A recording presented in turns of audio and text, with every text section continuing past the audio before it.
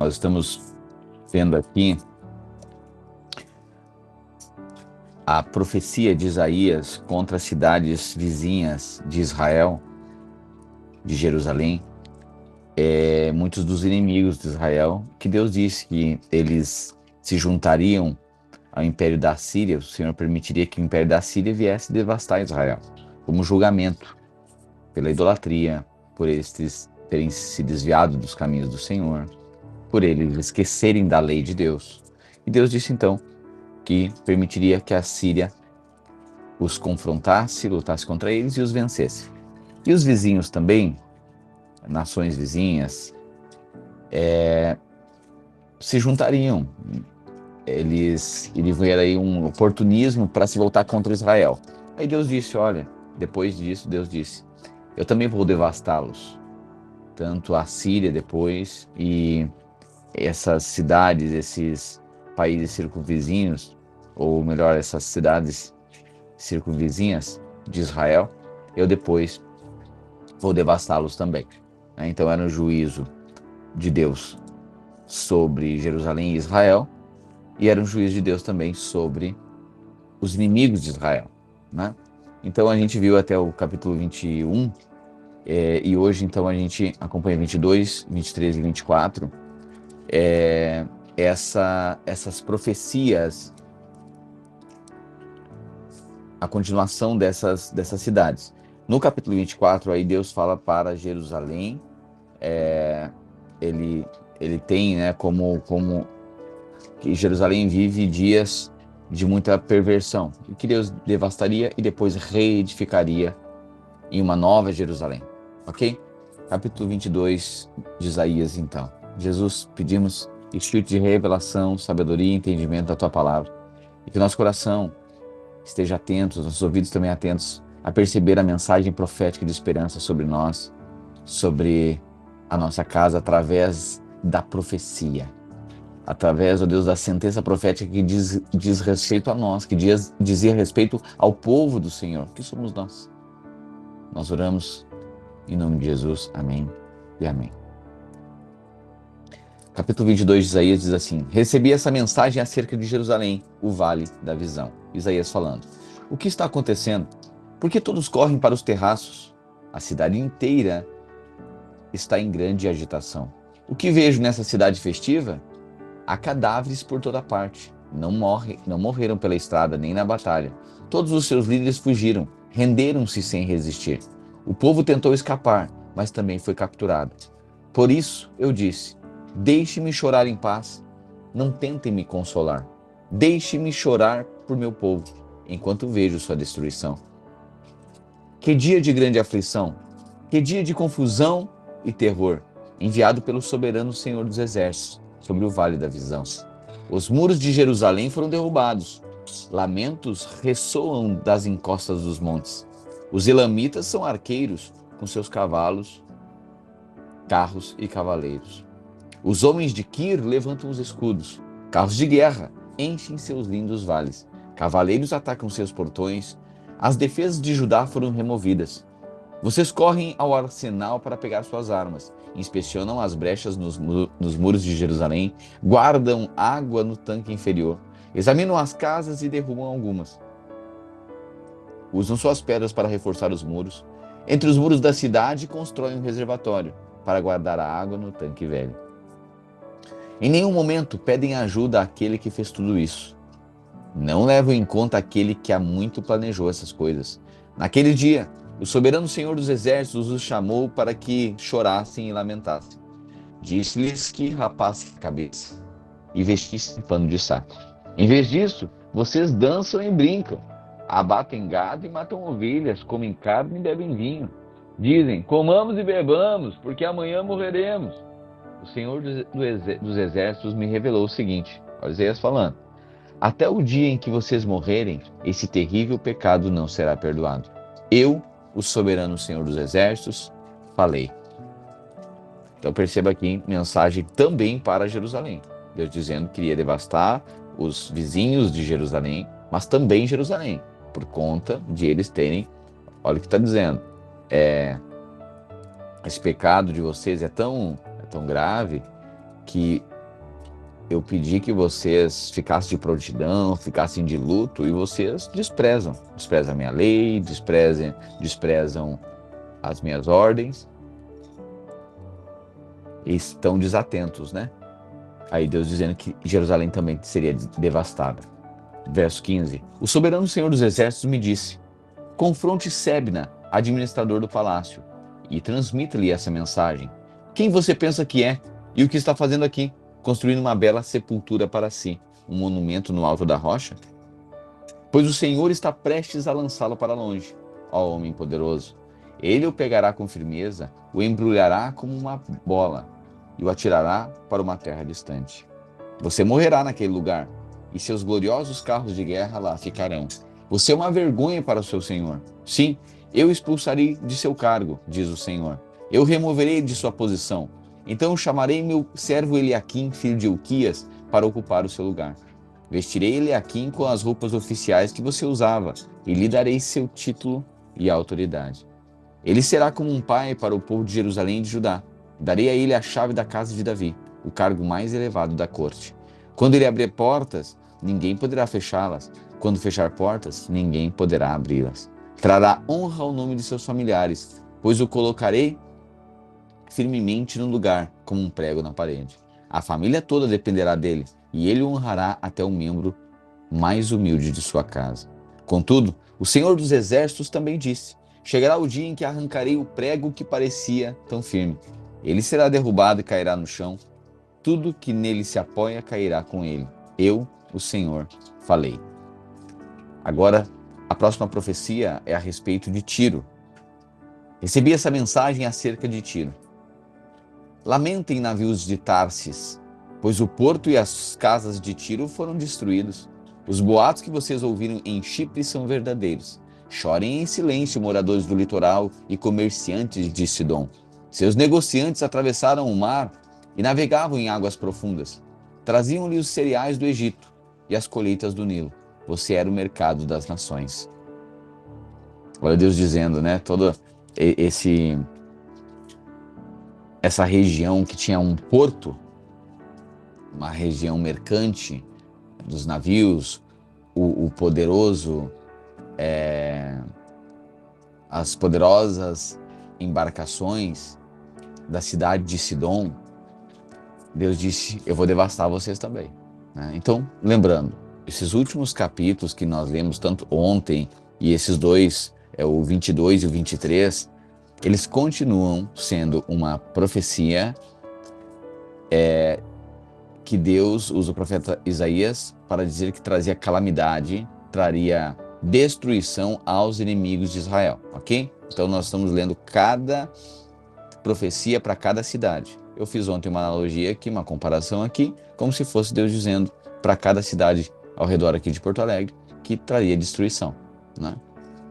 É isso que está acontecendo aqui. Agora, porém, será envergonhada a cidade de Sidom. Verso 4. Pois Tiro, a fortaleza do mar, diz: nunca tive dores de parto, nem dei à luz. Não tenho filhos nem filhas. Quando o Egito receber a notícia sobre Tiro, haverá grande tristeza. Avisem Tarsis, lamentem moradores do litoral. Essas ruínas são tudo que resta da sua cidade antes tão alegre? Como foi longa a sua história? Quantos colonizadores enviaram para lugares distantes? Quem trouxe essa calamidade sobre Tiro, a grande fecundadora de reinos? Seus comerciantes eram todos príncipes. Seus negociantes eram os nobres da terra. O Senhor dos Exércitos fez isso para acabar com seu orgulho, para rebaixar os nobres da terra. Venham, habitantes de Tarsis, percorram a terra como faz o Nilo, pois Tiro está em defesa. O Senhor estendeu a mão sobre o mar e sacudiu os reinos da terra. Pronunciou-se contra a Fenícia e ordenou que suas fortalezas fossem destruídas. Disse: você nunca mais se alegrará, ó filha de Sidom, pois foi esmagada. Mesmo que fuja para Chipre, não encontrará descanso. Olhem para a terra da Babilônia, seu povo não existe mais. Os assírios entregaram a Babilônia aos animais selvagens do deserto. Construíram rampas de ataque junto aos seus muros, demoliram seus palácios e transformaram a sua cidade num monte de ruínas. Lamentem, navios de Tarsis, pois seu conforto será destruído. Durante 70 anos, olha agora a profecia, durante 70 anos, o tempo de vida de um rei, Tiro ficará esquecida. Depois disso, porém, a cidade voltará à vida, como na canção sobre a prostituta. Então perceba que Israel foi levado exilado, foi levado ao exílio na Babilônia por 70 anos. Antes, o profeta Isaías está profetizando aqui. E olha agora, pegue a harpa e ande pelas ruas, ó prostituta esquecida. Cante uma doce melodia e entoe suas canções, para que voltem a lembrar-se de você. Ou seja, a analogia aqui com uma prostituta. Por quê? Porque Israel e as nações ao redor viviam em prostituição, ou seja, não adoravam o Senhor. Israel mesmo tinha se prostituído. Que prostituição é essa? A prostituição é a mistura, né? A mistura com o mundo, né? É esse casamento com o mundo, essa prostituição. Ou seja, não é íntegro, não é puro, não é santo, não é separado. Não, é misturado com o mundo, misturado com os outros ídolos, com os outros deuses. E por isso que a analogia de uma prostituta aqui. 17. Depois de 70 anos, o Senhor fará Tiro renascer. Contudo, não será diferente do que era antes. Voltará a ser prostituta de todos os reinos do mundo. No final, porém, seu lucro será entregue ao Senhor. Suas riquezas não serão acumuladas, mas proverão comida farta e roupas finas para os servos do Senhor. 24 agora. Aqui no 24 tem uma...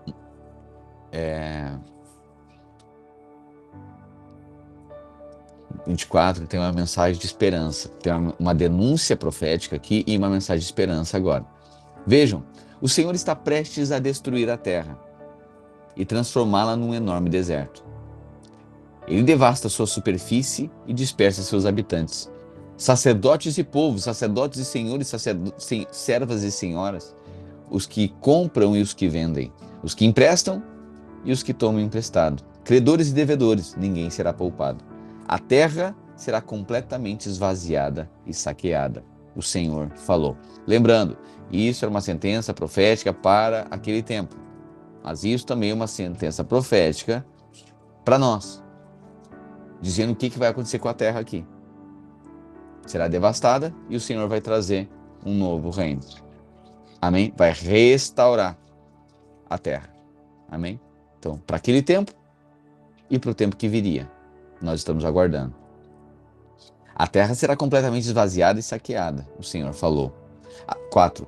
A terra lamenta e seca. Sim, o mundo definha e murcha. Até mesmo os mais nobres da terra definham.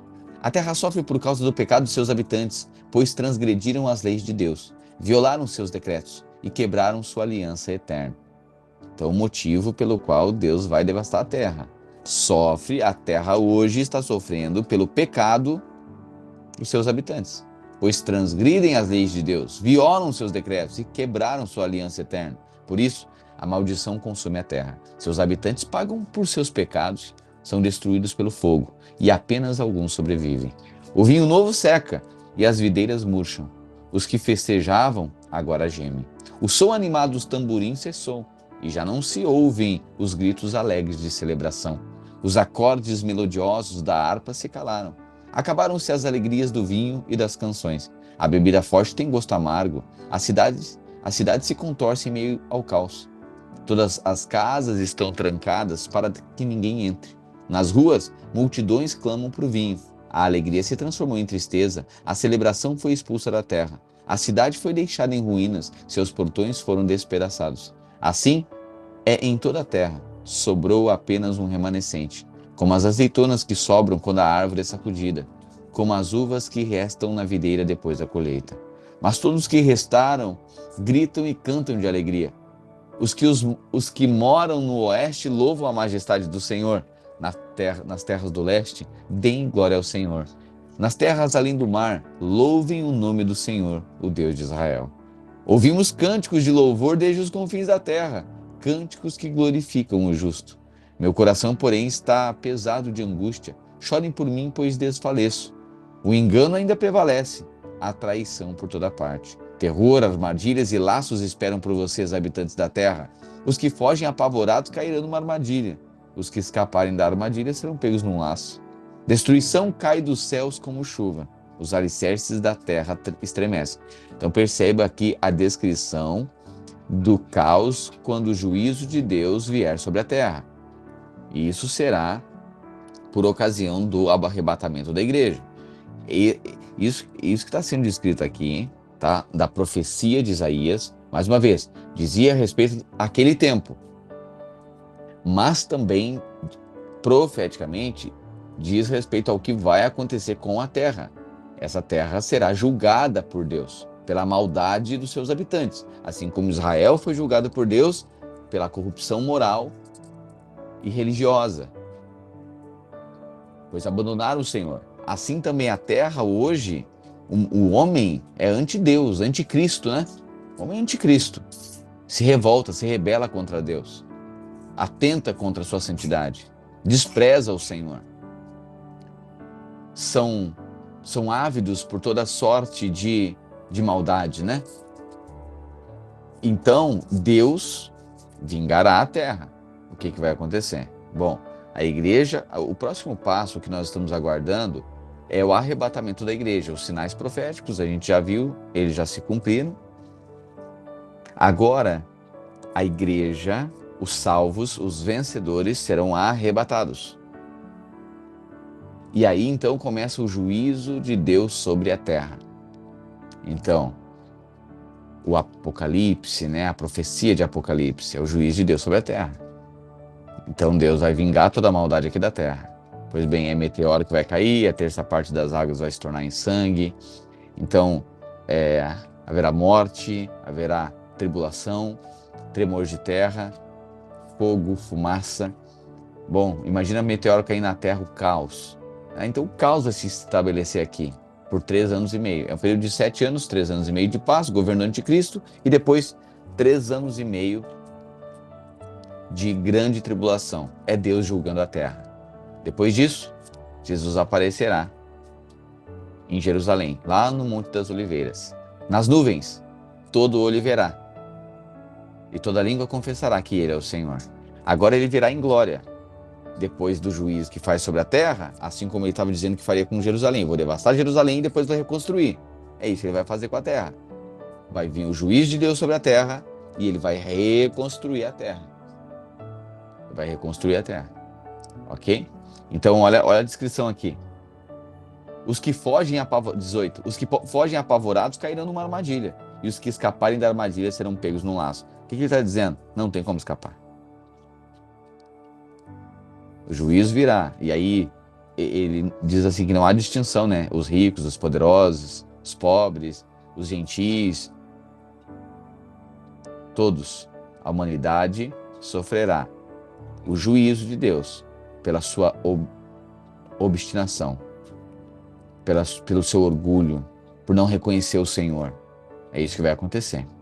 Quem que será salvo? Aqueles que têm o sangue.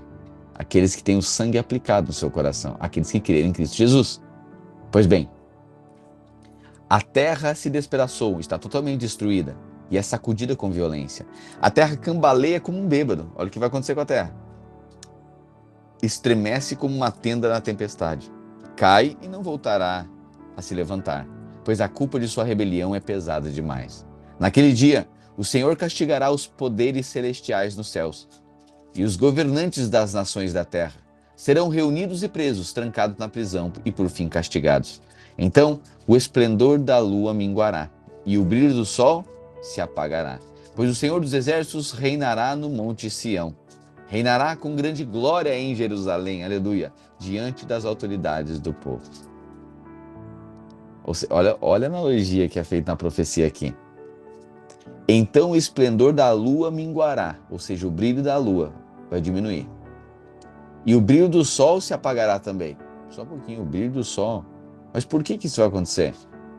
Pois o Senhor reinará em Sião. Sabe uma coisa?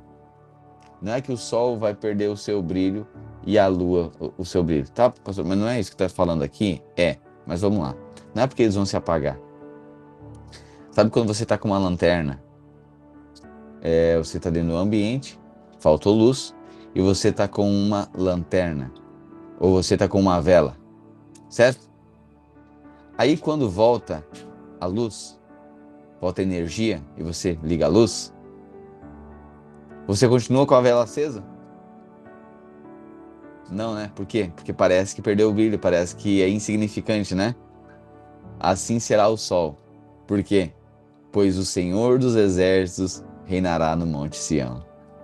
Reinará com grande glória em Jerusalém, diante das autoridades do povo.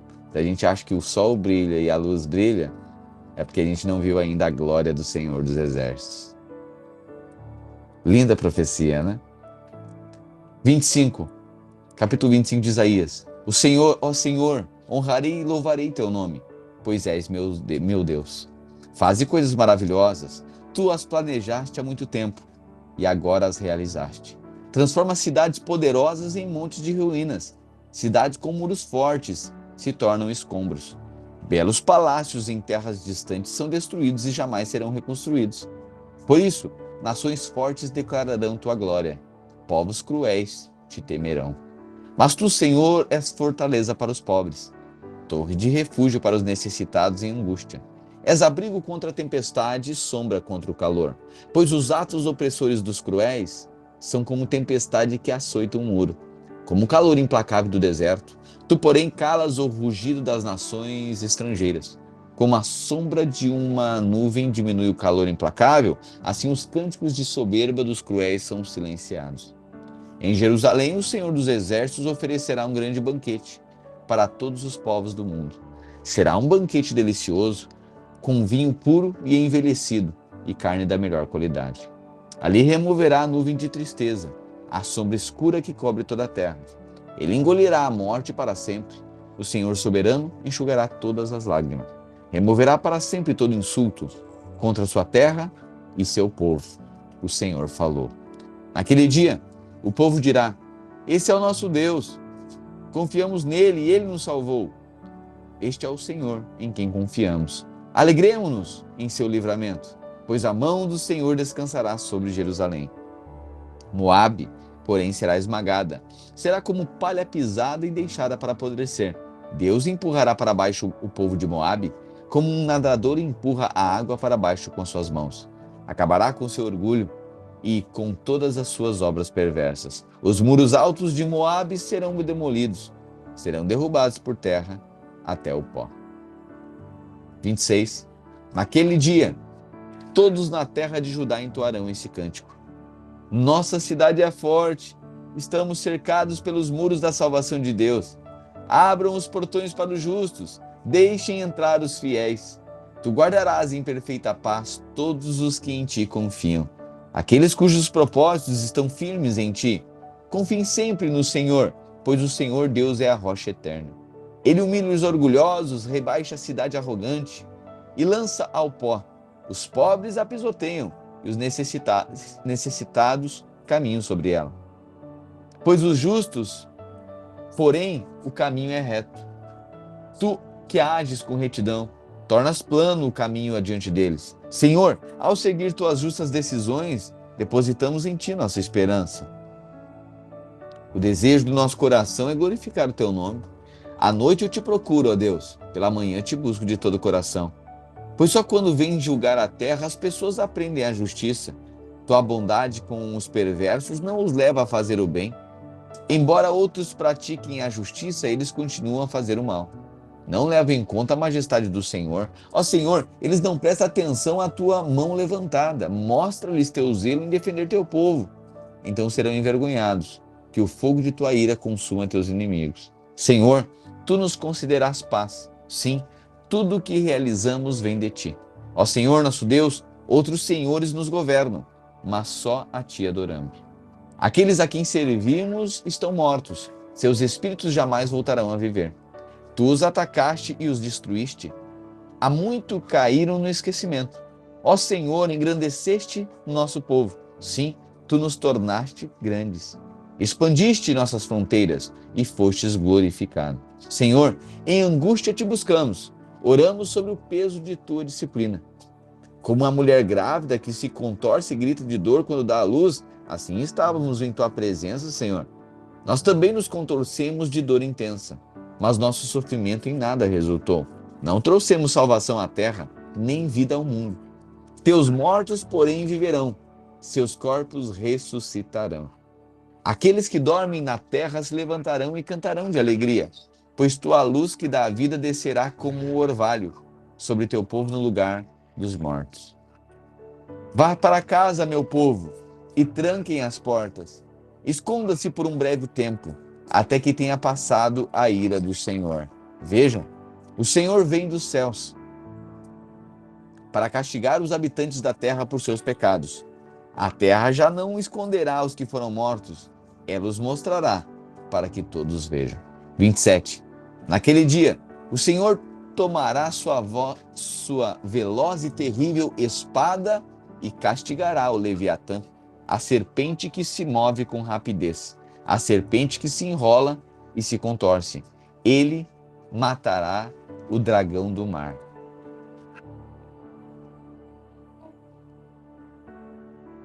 Você percebe? Está falando dia que o Senhor executará o juízo sobre a terra e restaurará a sorte de Sião, de Jerusalém. Ok? Naquele dia o Senhor tomará sua veloz e terrível espada e castigará o Leviatã, a serpente que se move com rapidez, a serpente que se enrola e se contorce. Então, você vai ver aqui cheio de simbolismos, ok? Mas está falando de Satanás. Naquele dia, cantem sobre a videira frutífera. Olha só. Sabe o dia que há vingança contra toda a maldade?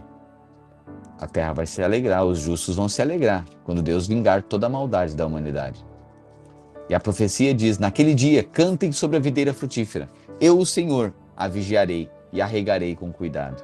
Dia e noite a vigiarei, para que ninguém lhe cause dano. Minha ira terá passado, se houver espinhos e mato crescendo ali, eu os atacarei e os queimarei, a menos que se voltem para mim e me peçam ajuda.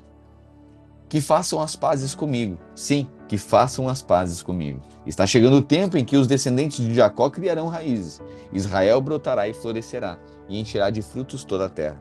Acaso o Senhor feriu Israel como feriu seus inimigos? Destruiu o povo como destruiu seus adversários? Não, mas os exilou para que lhe prestassem contas. Foram exilados de sua terra, como se um vento oriental os tivesse soprado para longe. O Senhor fez isso para purificar Israel de sua perversidade, para remover todo o seu pecado. Por isso, todos os santuários idólatras serão reduzidos a pó. Nenhum poste de acerá, o altar de incenso continuará em pé.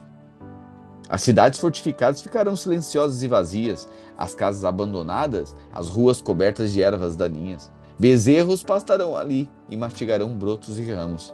Israel é como os ramos secos de uma árvore, quebrados e usados para acender o fogo sobre suas panelas.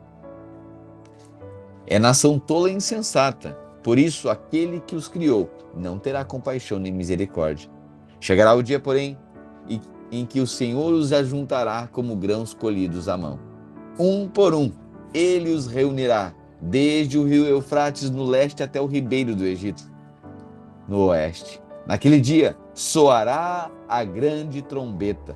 Muitos que estavam perecendo no exílio da Síria e no Egito voltarão a Jerusalém para adorar o Senhor em seu santo monte. Você percebe? Agora descreveu tudo isso que está acontecendo aqui, toda a profecia está descrito aqui. Por quê? Por que que Deus permitiu que Israel, o povo de Israel, que estava ali na Terra Prometida, eles fossem levados cativos para o Império da Babilônia? Por quê? Porque eles se misturaram e permitiram a idolatria se instaurar e tomar conta de Israel. E Deus disse, olha, eu vou agora tirá-los dali para um tempo de purificação. Eles abandonaram a lei, era para guardar o sábado, eles não guardaram o sábado. Aí Deus disse, agora eu vou levá-los e vou restaurar a terra de Canaã. Eu vou restaurar Israel. Eles serão levados e a Babilônia vai destruir o império da Síria primeiro, né? Vai destruir todas as cidades. Era Deus fazendo um limpa. E Deus dizendo, eu vou acabar com toda essa idolatria, postes de deuses aqui. E vou levar o meu povo, alguns remanescentes eu vou levar para lá, fica lá na Babilônia, e depois os trarei de volta. Sabe aquela coisa que a gente diz o seguinte, ó, às vezes eu tinha dito que a mãe fazia isso, né? Olha, hoje, ó, arruma uma coisa para fazer fora de casa que eu quero dar um jeito nessa casa. né? Mas não fique aqui, né? Hoje eu vou dar um limpo nessa casa, mas por favor, eu vou tirar as coisas do lugar aqui, mas ó, vocês sumam, vamos fazer alguma coisa. Que eu preciso. Era Deus fazendo. Eu vou tirar o povo aqui, porque enquanto eles estão aqui, eu não posso acabar com esse negócio aqui. Com toda essa idolatria. Quero queimar esse esporte, porque vocês ficam defendendo essas coisas o tempo inteiro. Esse esporte desses deuses, essas idolatrias de vocês, essa corrupção. E eu vou quebrar o orgulho de vocês também. Israel sempre foi o orgulho de vocês, sempre foi o meu orgulho também.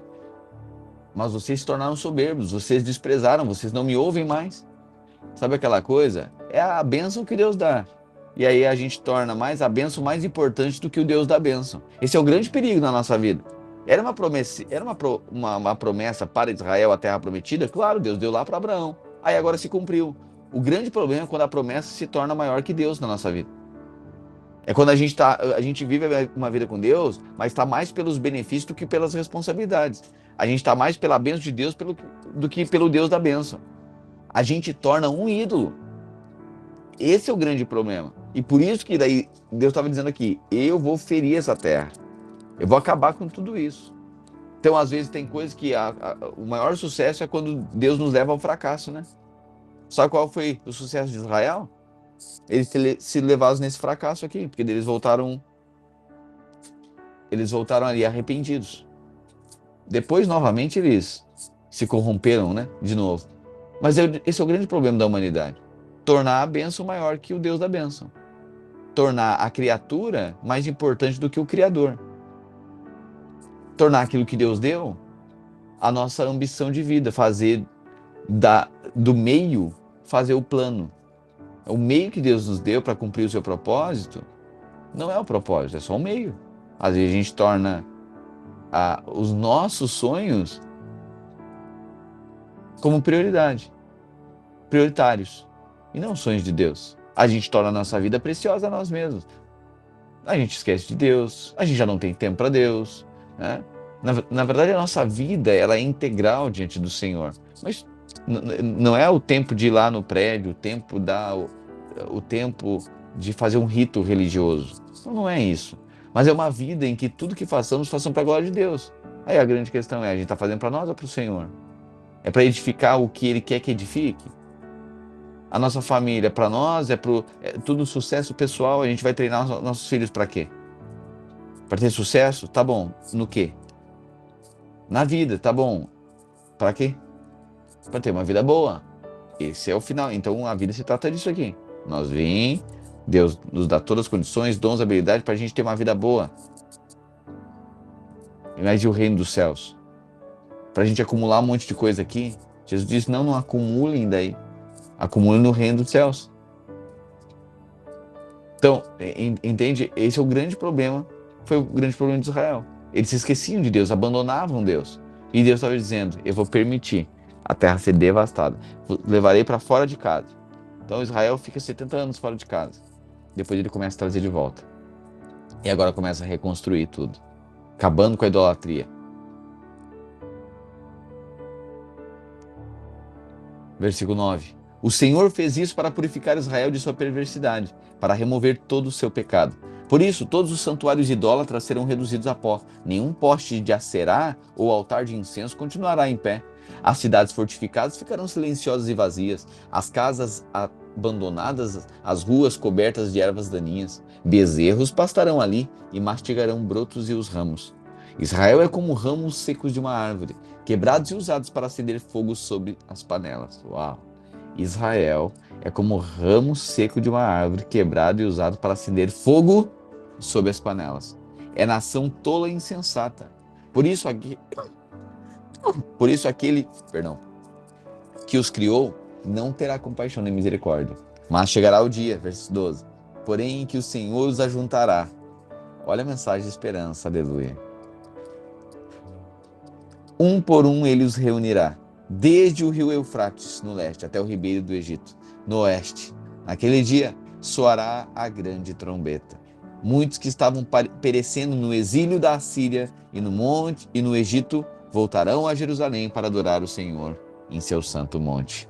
É Deus dizendo, um dia restaurarei o templo em Sião. Mas agora o templo,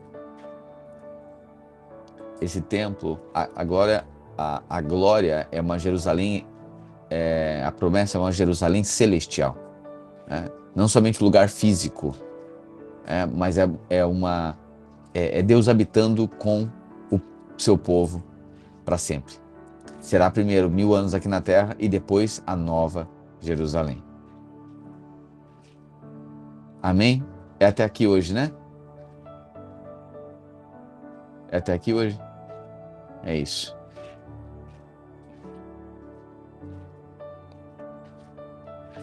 Amém.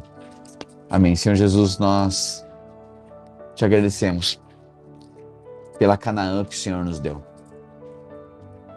Nós estávamos mortos em nossos pecados e delitos e o Senhor nos chamou de filhos. Não merecíamos. Não merecemos. E o Senhor tem, apesar de todas as dificuldades que carregamos, que enfrentamos, o Senhor tem sido bom. Mas livra-nos, ó Deus, de cairmos no erro de Israel, de tornar, ó Deus, a vida preciosa a nós mesmos. Livra-nos, ó Deus, de viver somente para nós.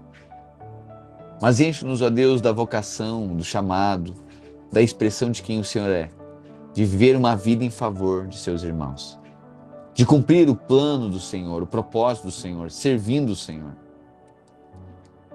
Não é servindo o Senhor como alguém que precisa agradar a Deus e merecer alguma coisa. Mas quem serve, aqueles que servem o Senhor, expressando quem o Senhor é, porque são imagem e semelhança. Carregamos o teu Espírito, carregamos, ó Deus, a vocação, o chamado de sermos uma expressão igual ao Senhor. Livra-nos, ó Deus, de fazermos como Israel, de pegarmos e fazermos ídolos para nós, nossos ídolos, a nossa idolatria. Que às vezes pode ser o nosso carro, pode ser o nosso trabalho, pode ser os nossos filhos. A gente levantar postes de idolatria no nosso coração. Pode ser as nossas paixões, a nossa vida confortável. Pode ser um ídolo na nossa vida, que isso é intocável. É isso que governa a nossa vida e nós vivemos adorando isso. Livra-nos, ó Deus, de cairmos no erro da idolatria. Livra-nos, ó Deus, de cair no erro de Israel, de abandonar o Senhor e não consultar mais o Senhor. Mas leva-nos, ó Deus, a perceber que a tua presença restaura a sorte de Sião. Leva-nos a perceber que o Senhor, nesse lugar de primazia, o sol perde o seu brilho e a lua é ofuscada. Todas as coisas minimizam na nossa vida quando o Senhor é o centro. Aquilo que antes brilhava os nossos olhos, agora está opaco, sem brilho, porque o Senhor, a luz do Senhor brilha mais. Diante da tua glória, diante do Senhor na nossa vida, até o Senhor, ó Deus, nos encontrar, tudo brilhava, era só bijuteria. Mas quando o Senhor nos encontrou, aquilo que brilhava não brilha mais. Pois a tua glória ofusca o brilho das coisas terrenas. A tua glória é muito maior. A tua vontade é soberana. Nós olhamos para o Senhor e nos descansamos. Nós olhamos para o Senhor e desejamos. Existe muita glória, muita vida no Senhor. Todas as outras coisas, elas se tornam menos importantes para nós. Por isso que nós amamos o Senhor. Tudo se torna periférico quando o Senhor é o centro. Tudo parece estar à borda, mas o Senhor tem primazia, o Senhor é o centro. Nós te agradecemos porque o Senhor, na nossa vida, foi assim também. O Senhor nos resgatou da tirania, nos resgatou do império da Babilônia e restaurou a sorte de Sião. O Senhor restaurou a nossa sorte. E hoje nós queremos ser gratos pela tua bondade. E dizer a Deus que nós aguardamos o dia que isso acontecerá aqui na terra. Será a vingança do Senhor contra toda a maldade, mas os justos, os servos, os filhos, eles terão a sua sorte restaurada. A sorte de Sião será restaurada. A relação será restabelecida e a glória será vista. Nós oramos e cremos assim, em nome de Jesus. Amém e amém. Amém, querido? Aleluia, aleluia. O Senhor brilha na sua vida. É por isso que todas as outras coisas perdem o seu brilho. Não é que as coisas não brilham, não tem brilho. Tem. Mas diante da glória do Senhor, tudo parece que é ofuscado. Aquilo que antes chamava a sua atenção, aquilo que antes motivava você, parece que não tem mais tanta importância. Não é porque aquilo perdeu o seu valor, é porque a gente olhou para um lugar em que tem valor muito superior. Não é que aquilo, muitas vezes, a gente não se importa. Não, é que tem algo que é mais importante. Amém? Esse é Cristo. O sol perde o seu brilho. A lua é ofuscada diante da glória do Senhor. Assim será na terra. Ele governará em Jerusalém. 1000 anos de paz aqui na terra. E depois, novos céus e uma nova terra. Amém? Uma boa tarde para você. Agradecendo aos irmãos. Ontem, uma noite especial mesmo, né? Toda noite, todas as quartas são especiais, né? Mas ontem, o empenho de tantos irmãos, sabe? Colocando ali a sua vida, o seu coração. Temos muitos motivos para celebrar. De onde o Senhor nos tirou, aonde Ele nos estabeleceu, a nossa vida e a família que Ele nos deu. Amém? Graça e paz. Boa tarde para você. Voltamos amanhã ao meio-dia. Lembrando que hoje, ou amanhã, ou sábado, ou domingo, você que ainda não fez, programe uma mesa redentiva. Chame alguém para estar com você, almoçar com você, ou jantar com você, ou tomar um café. E pregue o evangelho. Pegue o sangue, pegue o vinho, pegue o pão e fale, pregue o evangelho. Mostre o que o Senhor fez na sua vida. Revele, conte a sua história. Quando o Senhor te tirou do Egito. Assim como a gente falou ontem, né? Sobre Deus dizendo, olha, quando os filhos perguntarem o que é a Páscoa, contem a história. Os hebreus vão contar a história do que aconteceu com eles. E aí, qual é a sua história? Qual era o seu Egito? De onde você foi resgatado? É isso que precisa ser anunciado para os seus amigos nessa mesa. Amém? Mesas de redenção, mesas redentivas. Então, hoje à noite, ou amanhã, ou sábado, ou até mesmo domingo, pregue o evangelho. Amém? Os líderes, eu pedi que estivesse acompanhando, porque esse é o nosso empenho. Nós não vamos deixar passar essa Páscoa sem anunciar. Assim como no teatro de ontem, né? A mulher pecadora, depois que ela recebeu a justiça de Deus, ela disse, eu fui perdoada, vocês têm perdão para vocês também. Ela estava anunciando, chamando as pessoas, né? Chamando os pecadores, vem, vem, aconteceu na minha vida, vai acontecer na tua também. Ele trocou as minhas vestes pecaminosas, ele levou sobre si as minhas transgressões, o escrito de dívida, ele levou na cruz do Calvário. E agora existe perdão para você também, teve para mim, tem para você. É isso que você vai falar, olha, na minha vida teve perdão, tem para a tua também, tem justiça para a tua vida também. Amém? Agentes redentivos, mesas de redenção, pregue o evangelho e somos esses cooperadores de uma obra que ele fez. Amém? Graça e paz. Nos encontramos amanhã.